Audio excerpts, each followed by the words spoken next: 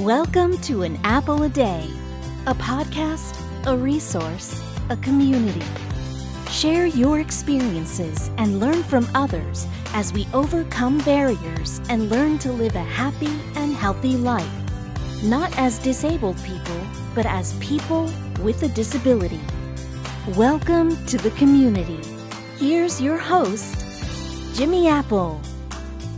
Welcome to another episode of An Apple a Day's The Fritter. I'm your host, Jimmy Apple. How you feeling today, my friend? You feeling good? You feeling strong? You feeling better than you did yesterday? Excellent. You can't ask for better than that. Here's something to think about. Today's another chance to get even better. So let's make today a good day. We have got some information that I want to pass on to you from the Department of Social Security. It seems that already people are talking about a cost of living increase on Social Security benefits. I don't know, it must be a slow news week or something. This is only September. The cost of living increase, usually the information doesn't come around till November, December. And I just want to clear up what the cost of living adjustment actually is, or COLA, they call it COLA. But I have some information here about COLA from the Department of Social Security that may interest you. And it'll set the record straight on a lot of things. See, people usually come up with these stories and they never go right to the horse's mouth. They never go right to the source to the information about things that have to do with Social Security. Usually the best way to get the right information is go right to Social Security. For some reason, though, people would rather believe the newspapers or the evening news or cable network news. The best way to find out information, especially when it comes to Social Security disability, is to go directly to Social Security. Don't depend on these news sites. Go directly to Social Security, and that's what we're doing.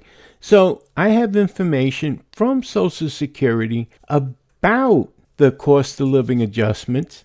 So I wanted to pass that on to you today because, again, like I said, all of a sudden it's coming up in the news everywhere you look, on Yahoo, on Barron's, on CNBC, on CBS. All of a sudden, everyone's talking about the cost of living adjustment may be as high as 3.2, 3.24, 2%. It'll drive you nuts. And it's too early to figure it out. They're guesstimating. And they're guesstimating with our income. They're not guesstimating with their own income what news writers are going to be making next year or what bankers are going to be making next year. No, they don't guesstimate with their own income. They're doing it with ours. I just wanted to get this information right from the horse's mouth. So sit back, relax, and listen to what Dave has to tell us about cost of living adjustments, or COLA.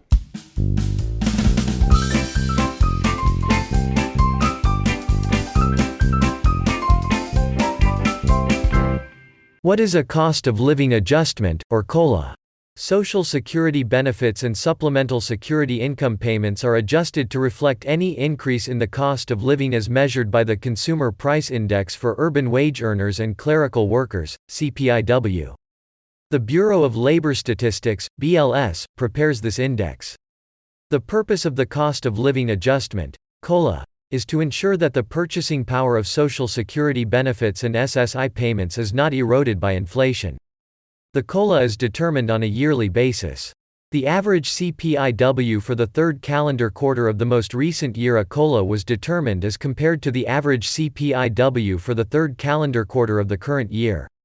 Any resulting percentage increase matches the percentage by which Social Security benefits beginning for December of the current year will be increased. SSI payments increase by the same percentage the following month, January. If the increase in the CPIW is at least 0.1%, there will be a COLA.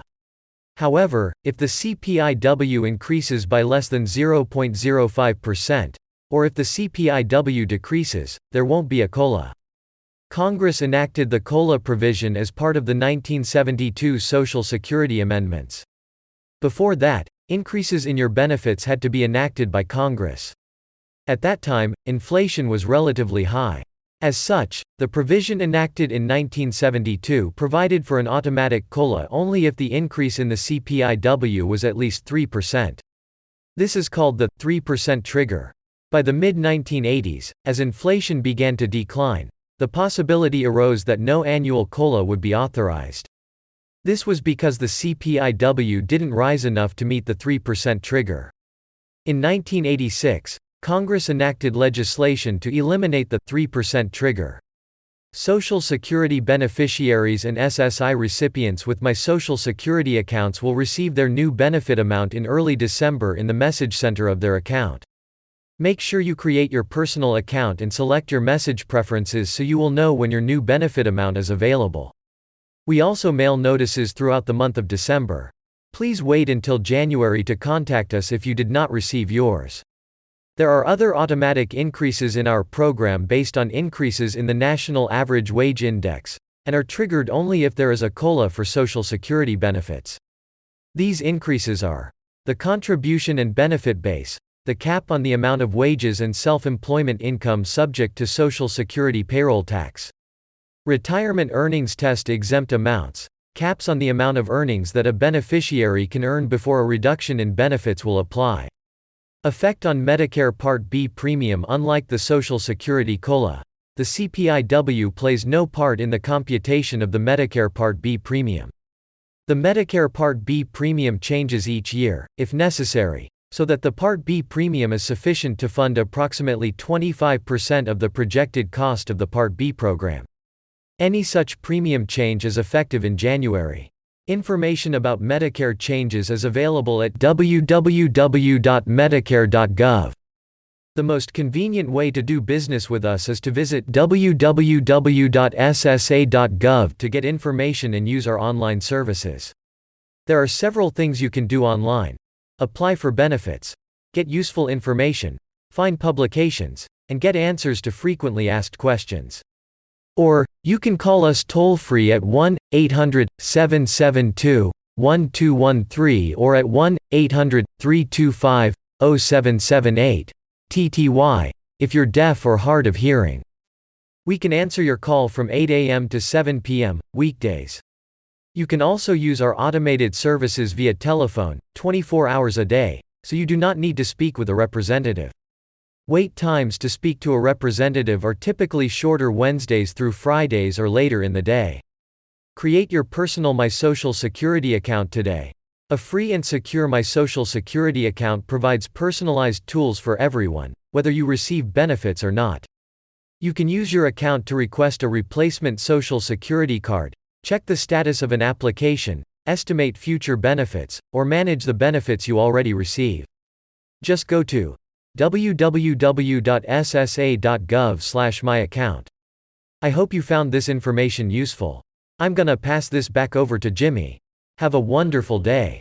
Hey, thanks, Dave. And I want to thank everybody for stopping by today. And I want to remind you, all the websites and phone numbers from this episode will be in the show notes for this episode. So don't worry if you missed them. They're there for you. And I want to remind everybody, you're not alone. No matter what, you're not alone. There's always someone there for you. Remember that. And remember this, my friends. Things can always be worse. That's right. Right now, there's somebody somewhere wishing that they were in your position. So things can always be worse. You've been listening to an Apple a Day's The Fritter. I'm your host, Jimmy Apple. Make sure you check out an Apple a Day's The podcast. And I'll talk to you again real soon. Have a great day, my friends. Thanks for listening to An Apple a Day with Jimmy Apple, your gateway to a happy, healthy life. Join our community at www.famousapple.com. See you next time.